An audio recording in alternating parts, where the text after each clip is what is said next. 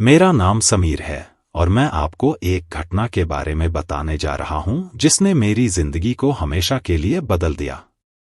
यह घटना उस समय की है जब मैं अपने दोस्तों के साथ एक ट्रेकिंग ट्रिप पर गया था। हम 5 लोग थे, मैं, रोहित, अनीता, प्रिया और करण।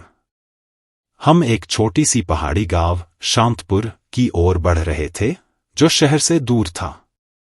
हम सभी को रोमांच का शौक था और गांव के पास एक रहस्यमयी सड़क के बारे में सुनकर हम उत्साहित थे। कहा जाता था कि वह सड़क कहीं नहीं जाती और रात में अचानक गायब हो जाती है। इसने हमारी जिज्ञासा को और भी बढ़ा दिया। गांव पहुंचते ही हमने देखा कि वहां का माहौल अजीब था। लोग हमें अजनबी निगाहों से देख रहे थे, जैसे हम वहां के नहीं थे। लेकिन सबसे अजीब बात यह थी कि गांव के किसी भी व्यक्ति ने उस सड़क का जिक्र तक नहीं किया। हमें लगा कि यह केवल एक पुरानी कहानी है, लेकिन हम अभी भी उसका पता लगाने के लिए दृढ़ थे। दूसरे दिन सुबह हम गांव के पास की सड़कों की तलाश में निकले। जंगल के अंदर एक पतली, घुमावदार सड़क थी जो कहीं गहरी ओर जा रही थी। वह सड़क हमें रहस्यमय और कुछ अनजाने डर से भरी हुई लग रही थी। वहां का मौसम अचानक से ठंडा हो गया था और हवा भी भारी महसूस हो रही थी। मैंने महसूस किया कि कुछ अजीब था, लेकिन मैंने इसे अपने दिमाग का भ्रम समझकर नजरअंदाज कर दिया। जैसे जैसे हम सड़क पर आगे बढ़ते गए, जंगल घना होता गया और सूर्य की रोशनी धीरे धीरे कम हो रही थी। प्रिया ने कहा, तुम लोगों को ये जगह थोड़ी अजीब नहीं लग रही? हम सभी ने उसकी बात को मजाक में उड़ा दिया, लेकिन मेरे मन में भी कहीं न कहीं उसका डर बैठ गया था।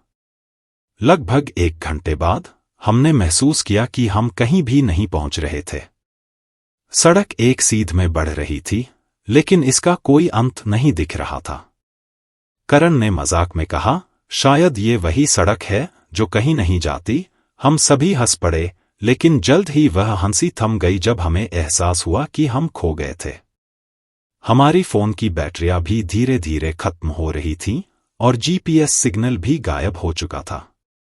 हमने सोचा कि वापस लौट जाएं, लेकिन जैसे ही हम वापस मुड़े, सड़क गायब हो चुकी थी। उस जगह पर केवल घना जंगल था। हम सब घबरा गए। यह कैसे हो सकता था? जिस सड़क पर हम चले आ रहे थे, वह अचानक से कैसे गायब हो सकती थी? हम सबने एक दूसरे को देखा। हमारे चेहरों पर डर साफ झलक रहा था।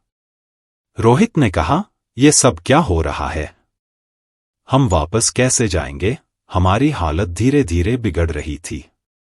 तभी अचानक हमने जंगल के अंदर से अजीब अजीब आवाजें सुनी। ऐसा लग रहा था कि कोई हमें देख रहा हो, कोई छुपकर हमारी हर हरकत पर नजर रख रहा हो। अनीता ने कहा, चलो, हमें यहां से निकलना चाहिए। ये जगह सुरक्षित नहीं लग रही। हमने उसी समय तय किया कि हमें वापस गांव की ओर चलना चाहिए, भले ही रास्ता हमें दिख नहीं रहा था।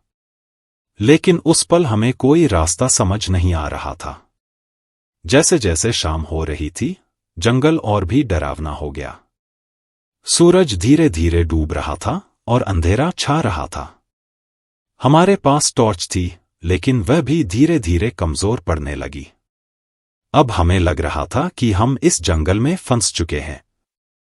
प्रिया ने घबराकर कहा, हम यहां से बाहर नहीं निकल सकते। ये सड़क हमें कहीं नहीं ले जा रही। हम सभी को उसका डर महसूस हो रहा था। अचानक हमें जंगल के अंदर किसी के पैरों की आहट सुनाई दी। हम सब वहीं रुक गए, एक दूसरे की ओर देखा। वह आहट धीरे धीरे हमारी ओर बढ़ रही थी। हमारी सांसें रुक गईं और हम समझ गए कि अब कुछ बहुत बुरा होने वाला है। हमने तुरंत अपने कदम तेज कर दिए, लेकिन वह आहट भी तेज हो गई। ऐसा लग रहा था कि कोई हमारे पीछे है, लेकिन जब भी हम पीछे मुड़कर देखते, वहां कुछ नहीं होता। लेकिन हमें उसकी मौजूदगी का एहसास हो रहा था। हम सभी दौड़ने लगे, लेकिन वह साया जैसे हमारी रफ्तार के साथ और तेज हो रहा था। करण ने चिल्लाकर कहा, यहां से जल्दी निकलो, लेकिन भागने का कोई फायदा नहीं हो रहा था। जैसे ही हम एक पेड़ के पास पहुंचे, वहां खड़े होकर हमने देखा कि अब वह सड़क पूरी तरह गायब हो चुकी थी। हमारी हालत बदतर हो चुकी थी और हमें कोई रास्ता नहीं दिख रहा था। हमने एक जगह जाकर रुकने का फैसला किया।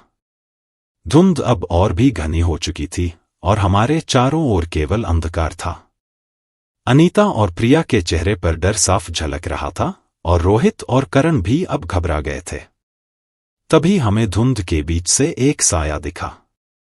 वह हमारी ओर आ रहा था, धीरे धीरे, बिना किसी आवाज के। मैंने सबको शांत रहने के लिए कहा, लेकिन हम सब अंदर ही अंदर कांप रहे थे। वह साया और करीब आ गया और हम उसकी शक्ल पहचानने की कोशिश कर रहे थे। तभी वह अचानक गायब हो गया। हमने चैन की सांस ली, लेकिन वह सिर्फ शुरुआत थी। हमने हिम्मत करके फिर से आगे बढ़ने का फैसला किया। हम धीरे धीरे उस दिशा में चलने लगे जहां हमें गांव होने का अनुमान था। तभी अचानक प्रिया ने चीख मारी, वो देखो! हम सबने उसकी ओर देखा और हमारी आंखों के सामने एक भूतिया चेहरा दिखाई दिया। उसकी आंखें लाल थीं और चेहरा सफेद, बिना किसी भाव के। वह हवा में तैरता हुआ हमारी ओर बढ़ रहा था। हम सबके पांव जड़ हो गए। किसी के पास हिलने की हिम्मत नहीं थी। वह चेहरा धीरे धीरे हमारी ओर आता रहा और अचानक वह गायब हो गया। लेकिन उसकी ठंडक अब भी हमारे चारों ओर थी। हम समझ चुके थे कि यह कोई साधारण जंगल नहीं था। अब हम सभी अपनी जान बचाने के लिए भागने लगे। लेकिन जिस दिशा में हम जा रहे थे, वहां कुछ भी नहीं दिख रहा था। हम सिर्फ भाग रहे थे, बिना यह सोचे कि हम किस दिशा में जा रहे हैं। चारों ओर से वही भूतिया चेहरे हमारे सामने आ रहे थे और हमें हर पल यह महसूस हो रहा था कि अब हमारा अंत नजदीक है। फिर अचानक करण जमीन पर गिर पड़ा। उसने कहा कि उसके पैर में कुछ अजीब महसूस हो रहा है, जैसे किसी ने उसे खींचा हो। जब हमने उसके पैर को देखा, तो वहां गहरे निशान थे, जैसे किसी ने उसे जकड़ा हो। हम उसे उठाने की कोशिश कर रहे थे, लेकिन उसके पैर अब भी जकड़े हुए थे। आखिरकार किसी तरह हम सभी ने गांव की दिशा में चलना शुरू किया, लेकिन हमारे पीछे का साया अब भी हमारा पीछा कर रहा था। हम अब भी समझ नहीं पा रहे थे कि वह सड़क कहां गायब हो गई थी। हमारी हर सांस भारी हो चुकी थी। जब हम गांव पहुंचे, तो वहां के लोग हमें देखकर चौंक गए। वे जान गए थे कि हम उस सड़क पर गए थे। गांव के मुखिया ने कहा, तुम्हें बताया था ना, वह सड़क कहीं नहीं जाती। अब वह तुम्हें कभी चैन से नहीं रहने देगी। हम सबने डर और थकान से गांव में शरण ली, लेकिन हमें पता था कि वह साया अब हमारे पीछे है और हम कभी उससे नहीं बच पाएंगे। अगर आपको यह कहानी पसंद आई हो तो कृपया लाइक करें, अपने दोस्तों के साथ शेयर करें और हमारी YouTube चैनल को सब्सक्राइब करना न भूलें। आपकी प्रतिक्रियाएं हमें और भी रोमांचक और डरावनी कहानियां लाने के लिए प्रेरित करती हैं। धन्यवाद।